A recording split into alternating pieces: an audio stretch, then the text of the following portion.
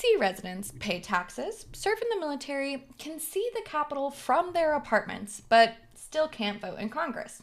Let's talk about H.R. 51. Welcome back to Beyond the Bill Number, the show where we turn legislation into conversation and occasionally a mild identity crisis. Today's bill? Oh, you know, just the one that decides whether 700,000 Americans should finally get the representation they've been paying taxes for since Hamilton had a ponytail. We're talking H.R. 51, the Washington, D.C. Admission Act, the bill with more historical baggage than the Library of Congress basement. Stephen, are you ready to dive into the constitutional deep end? As ready as Congress is to argue about something for the 51st time. Let's do it. Okay, so before we unpack this intensely maddening, never-ending bill that we talk about, see all the time, Crazy. Let's talk about the UK's conquering, because I'm very interested how other places that have these types of random offshoots of land and people that aren't necessarily part of the government handle that. We have DC, which is definitely part of the United States, but then we also have places like Puerto Rico and Guam, which can vote for president, but they don't have representation in Congress, and it's a messy area there. So, from the messiest nation of them all in this area, what do you guys do? Yeah, well, so this, most countries, unlike America, weren't designed. You were lucky that you did actually have the founding fathers and they sat down, they drew up a document. And then if you look at a map of the US, it's all nice straight lines and things. People have drawn stuff on it. Most countries don't evolve in that way. And Britain, the UK, certainly didn't. Britain was put together over many thousands of years of conquest and this and that and the other, and we'll have that and we'll give it back and we don't want that. So actually, the United Kingdom is a bit of a mess. And as you say, we have a lot of what we tend to call overseas territories. But then, as you mentioned, so does the US. You know, I've only been around for a few years, but you've managed to go out and meddle in plenty of other countries at the time. Probably the most famous ones are the Falkland Islands, where, of course, back in the 80s, we fought a war with Argentina because they had the temerity to invade this island that's just next to where their own country is. And we went back to kick them out. And then the other one, of course, is Gibraltar, which is weirdly just off the tip of Spain. So why is Gibraltar British? Well, long historical precedent going back. But both of these do have their own government, but obviously they are also beholden to the United Kingdom. But then, of course, the United Kingdom itself is a united group of kingdoms. So you have England, then you have Wales. Wales joined in like the 1200s, so they've been around for quite a while. Then you have Scotland, of course, and we've spent a good 1,000 years or more fighting them on and off and invading and going back and forth until eventually we had the Act of Union, where they also joined. And then, of course, you've got Northern Ireland, and the Northern Ireland bit is far too complex to even talk about because there's a lot of history there going back many, many centuries, lots of fighting, lots of blood.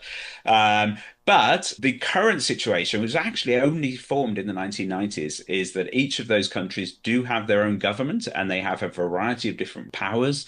So Scotland, for example, can levy taxes. Wales can't. Northern Ireland has this assembly, but is still sort of more beholden to the United Kingdom. And when it doesn't work, they are actually for quite a period now, they've been managed directly from London. And so a very, very complicated sort of constitutional arrangement. But what we don't have is a part of the country which it doesn't exist in a proper way, where the people there don't get to vote for representation, because that's insane. Wherever they are, everybody votes for some kind of representation.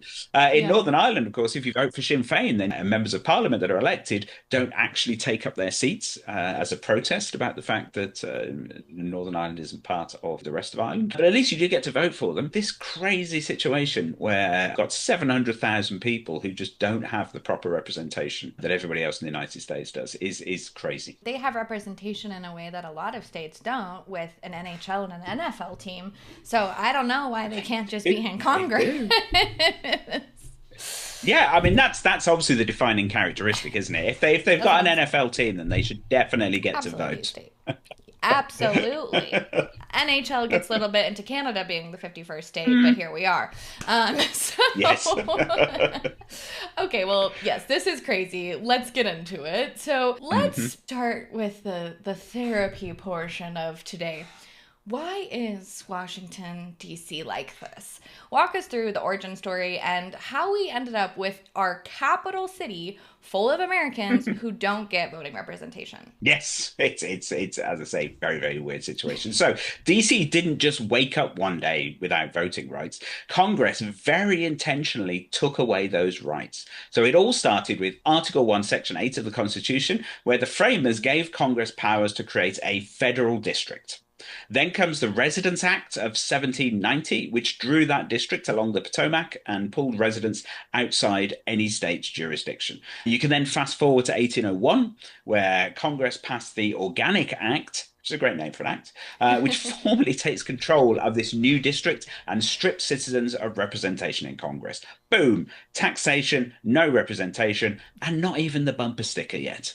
And DC actually couldn't even vote for president until 1961, thanks to the 23rd Amendment. And they didn't get local home rule until 1973. And even that came with an asterisk because, as anybody who tracks DC bills in Bill Chart 50 will know, Congress has a veto over any laws that the DC City Council actually passes. It is crazy over there. So basically, Congress just said, we'll take your rivers, your monuments, and your payroll taxes, but not your congressional delegation. Okay, so let's talk about the main event. For people who think HR 51 is just kind of a vibes-based request to put a shiny new star on the flag, what does this bill actually do? Well, HR 51 is unusual for these types of bills. We should say that these kind of bills come around every single Congress and have done for many, many years. Probably going all the way back to 1973, I would think. But HR 51 is a very actionable and very structured attempt to solve this problem. So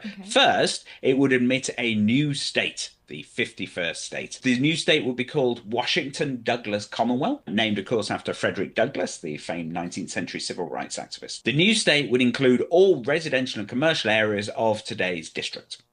Then it leaves behind a tiny, strictly federal enclave containing the White House, the Capitol, the Supreme Court, the National Mall, etc. And that enclave would stay under direct congressional control, satisfying the Constitution's requirements for a federal district. You cannot just get rid of DC. It's in the Constitution. You would need to change the Constitution. So this bill, obviously handily called HR 51 for the 51st state, would also direct the president to issue a proclamation once DC elects 2 senators and 1 representative. Get 1 representative in the House. It would create a Statehood Transition Commission, which would sort out, all the courts, the contracts, the agencies, all of that bureaucratic decluttering that would be needed to create this new state. It would also ensure continuity of all local laws and institutions, so they wouldn't have to start passing all the laws again. And most importantly, it would set up a process to repeal that pesky 23rd Amendment, because otherwise that tiny capital enclave that would be left over would still have 3 electoral college votes. So imagine you'd have the first family electing the president, potentially. It's the political version of letting your Sims control city council. Oh no, can't let the Sims be in charge of anything. No, you know what they get up to.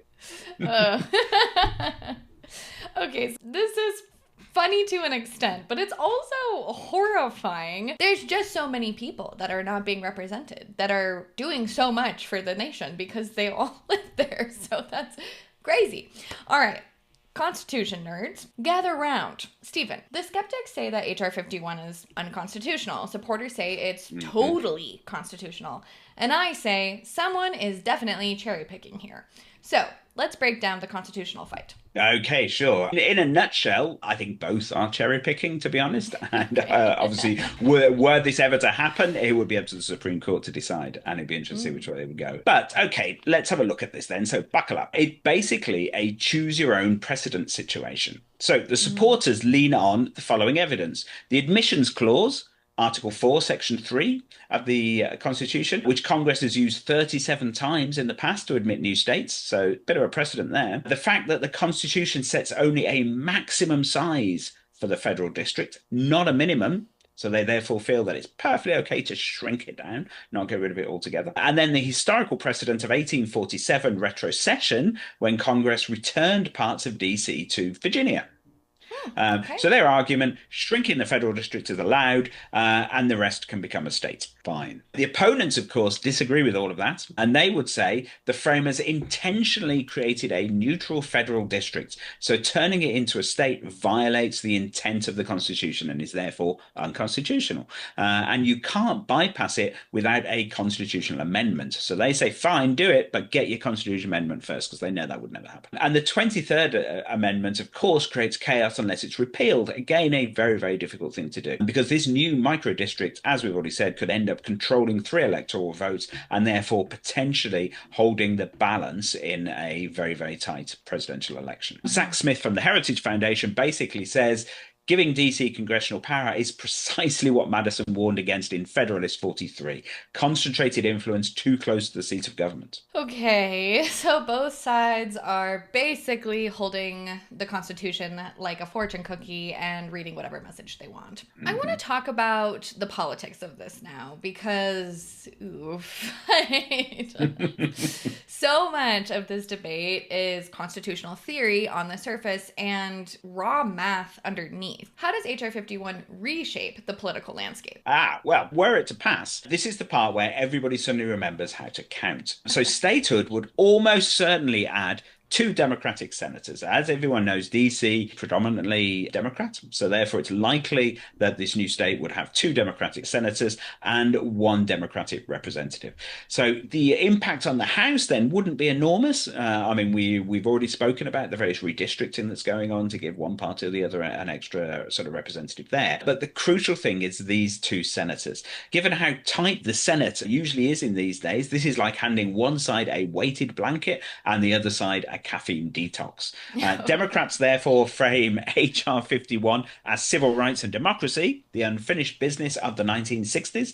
Republicans call it a partisan power grab. Both narratives are oversimplified, of course, but the math is very, very real. Local statehood would also give the new state control over, of course, its National Guard, its criminal justice system, its budget, and its social policies from reproductive rights to cannabis. And everybody will be well aware of the various ructions in DC recently with the National Guard there and what is seen very much as federal sort of overreach in terms of policing and so on. So very, very much a current issue, really. Congress would lose its ability to override local laws, which it doesn't do very often, but it does do, and it's done recently with some quite important ones to do with sort of voting rights and things. And supporters say this, of course, is liberation, allowing people who live in DC to actually decide what their laws should be. But opponents would say it's letting DC be DC unsupervised. It needs a chaperone. And interesting that that's the only location in the US that needs a chaperone. Absolutely.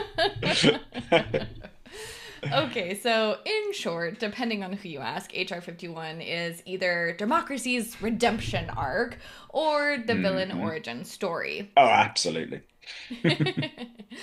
Okay, so Stephen, let's destroy dreams in under 30 seconds. What are H.R. 51's chances?